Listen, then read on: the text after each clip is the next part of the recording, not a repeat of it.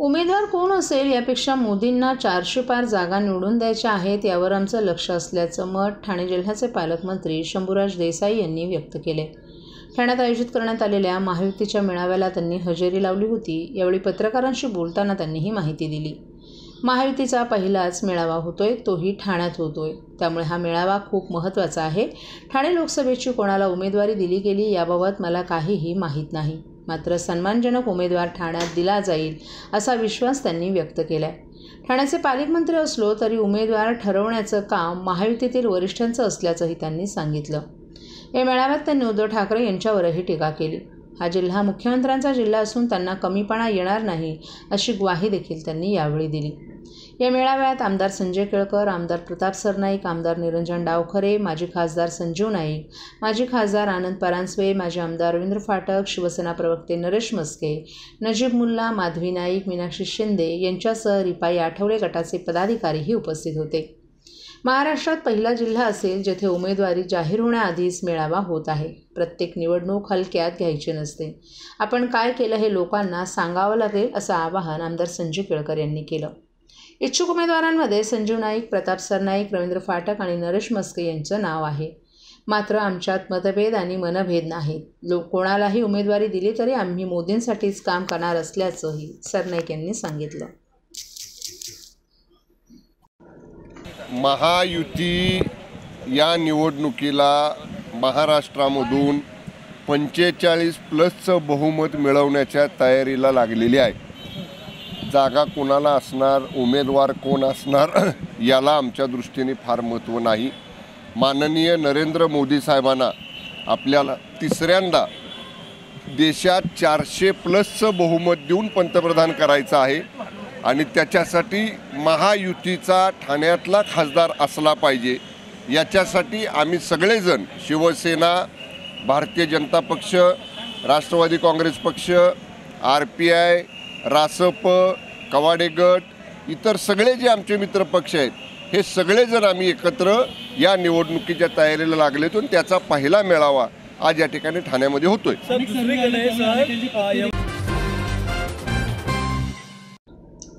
ठाणे परिवहन सेवेच्या ताफ्यातील बसेसची संख्या वाढल्याने या बसेसचं संचलन करण्यासाठी वाहकांची संख्या अपुरी पडते। यासाठी कंत्राटी पद्धतीनं वाहक घेण्याचा निर्णय परिवहनकडून घेण्यात आला आहे। एकाच कंत्राटदाराकडून 486 कंत्राटी वाहक घेण्यात येणार असून 3 वर्षांसाठी संबंधित कंत्राटदाराला 37,89,00,000 रुपये मोजावे लागणार आहेत। टप्प्याटप्प्यानं हे कंत्राटी वाहक परिवहनमध्ये दाखल होणार आहेत।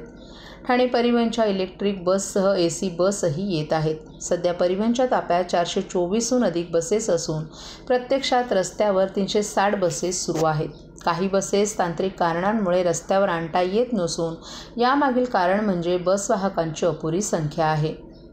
परिवहनमध्ये जवळपास 150 ते 200 वाहकांची कमतरता जाणवते। हे वाहक भरण्यात आले तर आणखीन 65 ते 70 वाहकांची कमतरता येणार असून पहिल्या टप्प्यात 25 वाहक येणार आहेत, त्यांचं प्रशिक्षणही घेण्यात येणार आहे। तर दुसऱ्या टप्प्यात 37 वाहक दाखल होणार आहेत, त्यांचंही प्रशिक्षण लवकरच होणार असल्याची माहिती परिवहन प्रशासनानं दिली आहे। प्राप्त निवेदनानुसार messrs GA digital Webword private limited Goregaon Mumbai यांनी प्रतिकर्मचारी दिलेला मासिक दर कामगार आयुक्तांच्या कार्यालयाकडील सद्यस्थितीत लागू केलेले विशेष भत्त्याच्या प्रचलित दराप्रमाणे आहेत।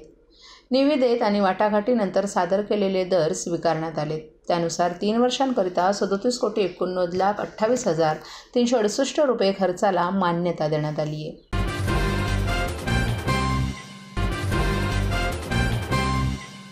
सर्व नागरिकांना आवाहन करण्यात येत आहे की सध्या डासांमार्फत पसरणाऱ्या डेंग्यू या आजाराचा प्रसार रोखण्यासाठी प्रत्येकाने पुढील प्रमाणे कार्यवाही करावी। डेंग्यू आजार एडिस इजिप्ती हा डास चावल्याने होतो। या डासांची पैदास साचलेल्या किंवा साचवलेल्या स्वच्छ पाण्यामध्ये होते। 8 दिवसांपेक्षा जास्त दिवस पाणी उघडे व साचून राहिल्यास त्यात डास अंडी घालतात। अंड्यांच्या अळ्या तयार होऊन पुढे डास तयार होतात।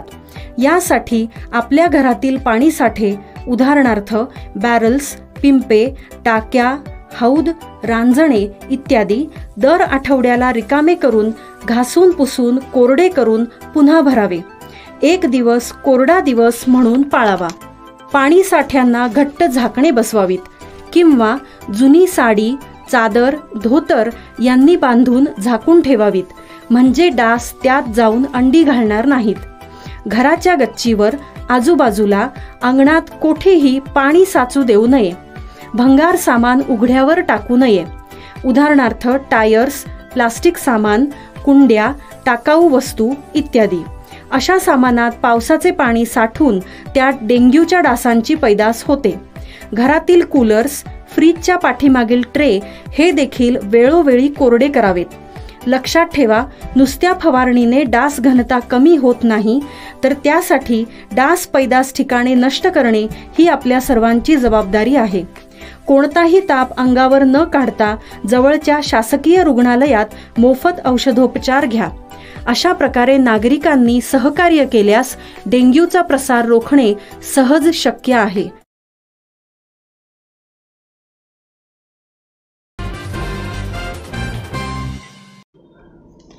लोकसभा निवडणुकीच्या तयारीचा एक भाग म्हणून भारतीय जनता पार्टीच्या वतीनं राज्यभर 3 एप्रिलपासून 6 दिवसीय बूथ विजय अभियान राबवण्यात येणार असल्याची माहिती केशव उपाध्ये यांनी दिली आहे. ठाणे शहरात झालेल्या एका पत्रकार परिषदेत ते बोलत होते. 6 दिवसीय बूथ विजय अभियानाअंतर्गत प्रत्येक बूथवर मागच्या निवडणुकीपेक्षा 370 मतं वाढवण्यासाठी विविध उपक्रम हाती घेण्यात येणार असून याद्वारे महायुतीच्या उमेदवाराच्या विजयाचं मताधिक्य वाढवण्याचे प्रयत्न केले जाणार असल्याचंही उपाध्ये यांनी सांगितलं. बूथ विजय अभियानाअंतर्गत समाजातील विविध घटकांपर्यंत पोहोचण्याचं लक्ष्य असून प्रत्येक बूथवर या 6 दिवसात विविध उपक्रम हाती घेण्यात येणार असल्याची माहिती उपाध्ये यांनी दिली. घरोघरी पत्रके पोहोचवून मतदारांशी थेट संपर्क साधणं, प्रत्येक घर आणि वाहनावर स्टिकर्स लावणं, लाभार्थ्यांशी नियमित संपर्कात राहणं, प्रत्येक कार्यकर्त्यांच्या घरी भाजपचा झेंडा लावणं आदी उपक्रम राबवले जातील. युवा वर्ग आणि महिला असे समाजातील विविध घटकांसाठी 5 समूह बैठकाही घेण्यात येतील अशी माहिती उपाध्ये यांनी दिली. भाजप विरोधी समजल्या जाणाऱ्या मतदारांपर्यंत मोदी सरकारचं कार्य आणि योजना पोहोचवून भाजपला मतं देण्यासाठी त्यांचं मन वळवण्याकरिता विशेष प्रयत्न केले जाणार आहेत.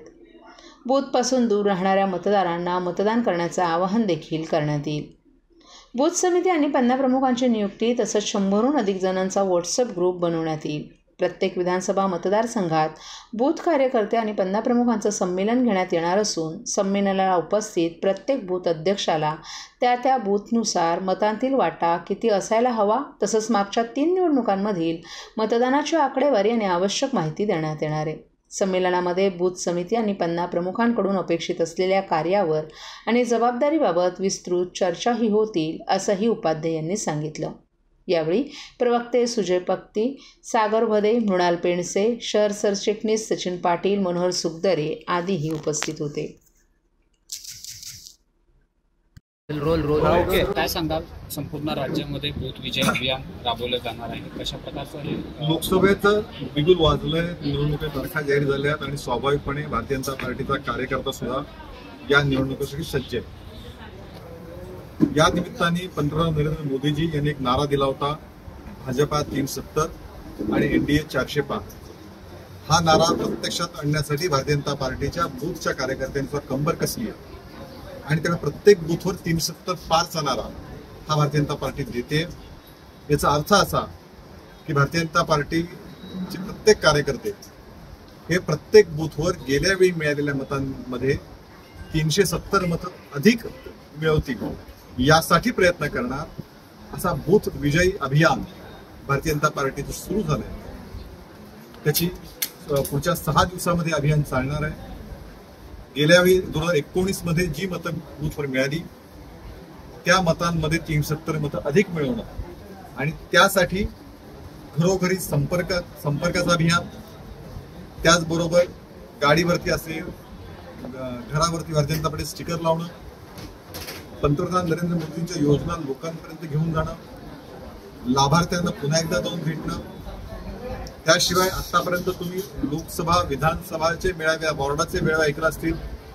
यावेळी आम्ही पन्नाप्रमुखांचे मेळावे आयोजित करतोय बूथवरती.